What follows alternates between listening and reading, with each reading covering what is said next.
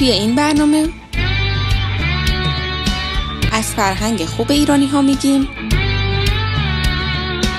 از فرهنگ بد ایرانی ها میگیم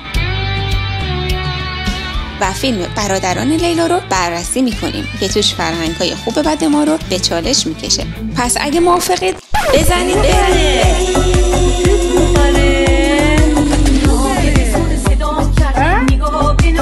سلام بچه‌ها، سال نوتون مبارک باشه. امیدوارم که امسال بهترین سال زندگیتون باشه و اتفاقات خیلی خیلی خیلی خوب برای تک تکتون بیفته.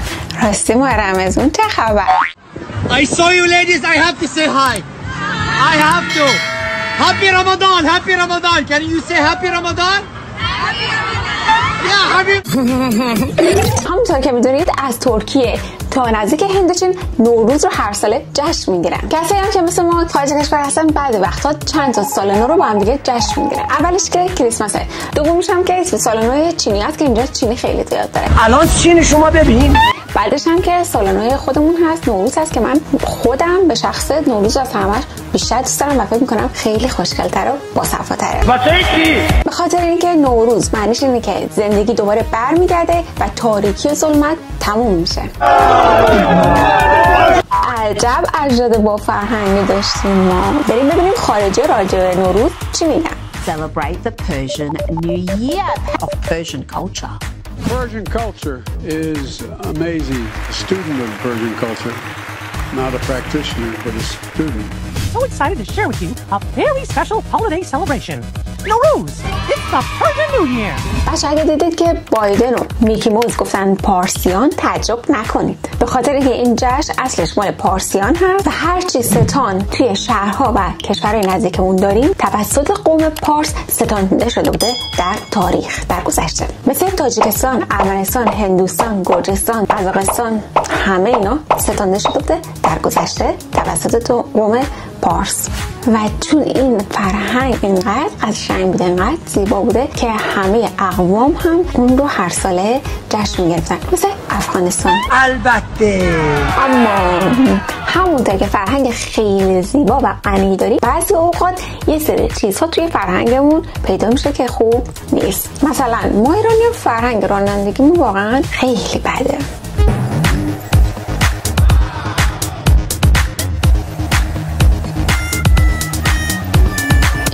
دلیلش اینه که از گذشته تا به الان درست آموزش رانندگی داده نشده.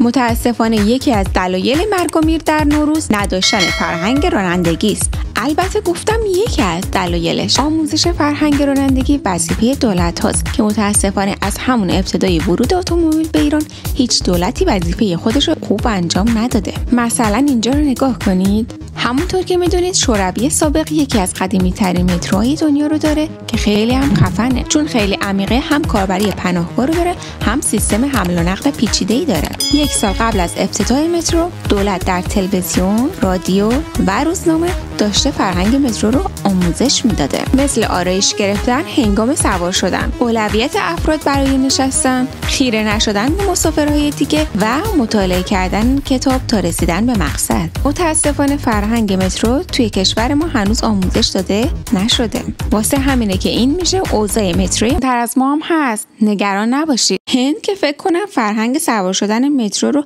اصلاً آموزش ندادن.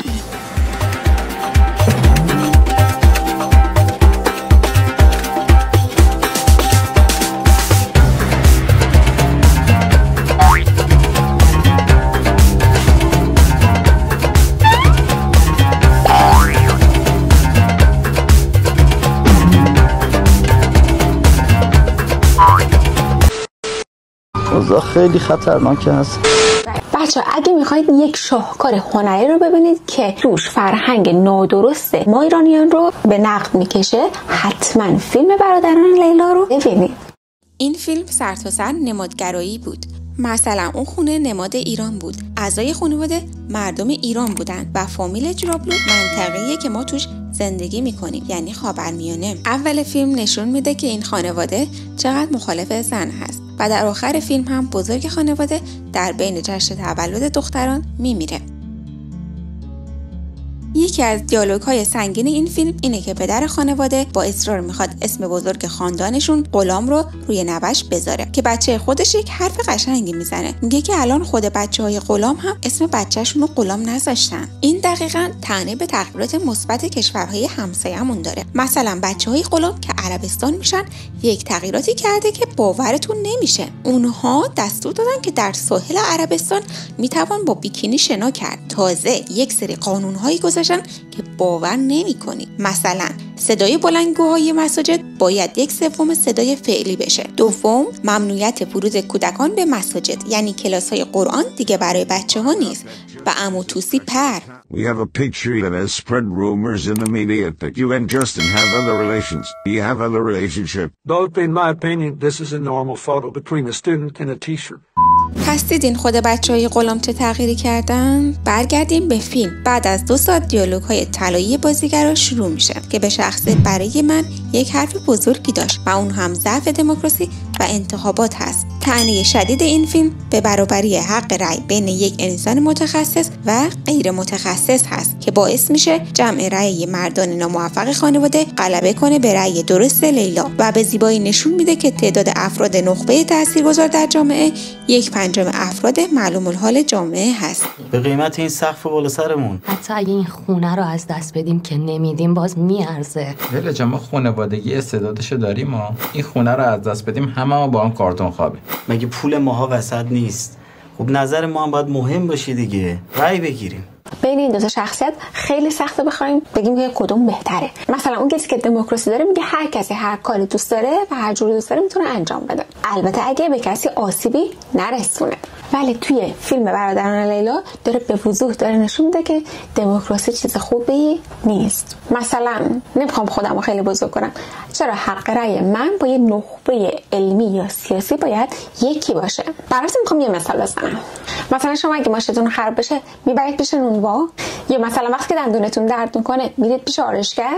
پس هر کاری متخصص خودشو داره. مثلا همین برگزیت خیلی صدمه زد به انگلیس. حتی کسایی که موافق برگزیت بودن الان دیگه مخالف هستن، چون از لحاظ اقتصادی خیلی ضرر بهشون رسید. خود برگزیت یه دونه انتخابات نجات پرستانه بود. متاسفانه یا خوشبختانه جمهور مردم رأی دادن به برگزیت. حالا شما توی کامنت برای من بنویسید که دموکراسی چیز خوبیه یا نه، یا اینکه ما چه فرهنگای بعدی داریم، غلطی داریم که باید درستش کنیم. و در آخر قدرت هنر و فرهنگ رو دست کم نگیرید. و اگه از این برنامه خوشتون اومده لایک کنید، سابسکرایب کنید و با دوستانتون به اشتراک بذارید. تا برنامه بعدی، خداحافظ. مواظب خودتون باشید.